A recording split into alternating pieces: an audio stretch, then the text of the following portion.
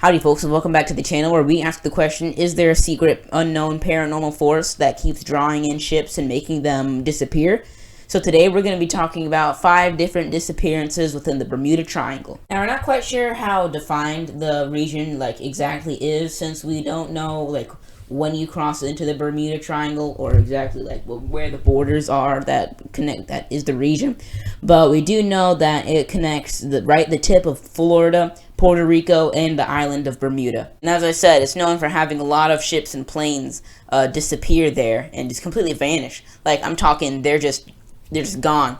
They don't send any distress signals. There's no wreckage or debris found. They're just gone. First disappearance we'll be talking about is that of the USS Cyclops. It was commissioned during World War I with 306 people on board and commanded by Lieutenant Commander George W. Worley, and its purpose was to transport coal. But on February 16th, 1918, she left to Brazil to help fuel British ships and was last seen from Barbados perfectly fine, but was never seen again and just vanished. They never found any wreckage or any debris or anything. Up next is Caribbean Flight 912, which was piloted by Irving Rivers as he left LaCroix, which is part of the Virgin Islands, and in a Piper Navajo.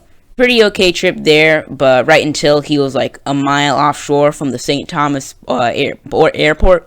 And even the control guy was he saw the plane's lights and everything, and he literally saw the plane.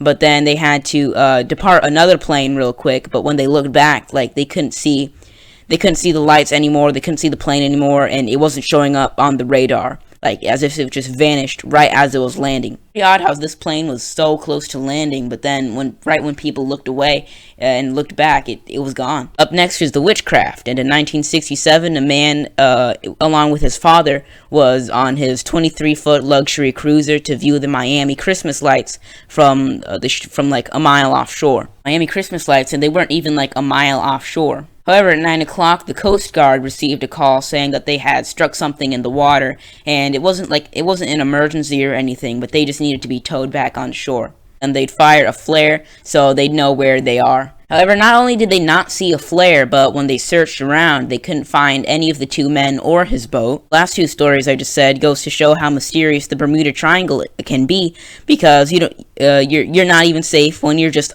less than a mile offshore. And the most recent incident that happened was in 2008 in December, when a plane took off from San Diego with 12 passengers on board on their way to New York. And not even 35 minutes into the flight, it just disappeared from the radars, and they couldn't find anything. And I know some of you are probably thinking, how can these planes just not be found? How can these ships just not be found?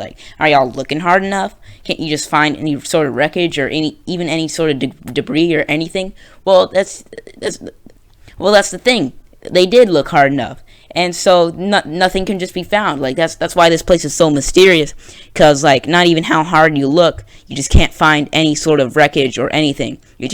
There's not even any distress calls or anything that gets called out. They just vanish. And our last tale is on December 5th, 1945, when 2 torpedo bombers with a crew of 13 student pilots and Lieutenant Charles Taylor in command. And the Naval Air Station got a message from Taylor saying that the compasses weren't working or anything. And later on, all 5 aircrafts had completely disappeared from the radar and were never seen again. The Bermuda Triangle has to be one of the most mysterious, unsolvable phenomena, and may never be solved at all. I mean, might never know what really happened to any of those ships and boats. Perhaps there's some powerful force that strikes every craft and wipes them out in an instant, or it's some sort of gateway into a parallel universe or alternate dimension, or a giant sea creature of unimaginable horror lurks in the dark waters waiting for its next feast. What I do know is hope you enjoyed the video, and if you didn't, then leave a hate comment down below, and I'll probably see you in the next one. I'll have to check. Bye, folks.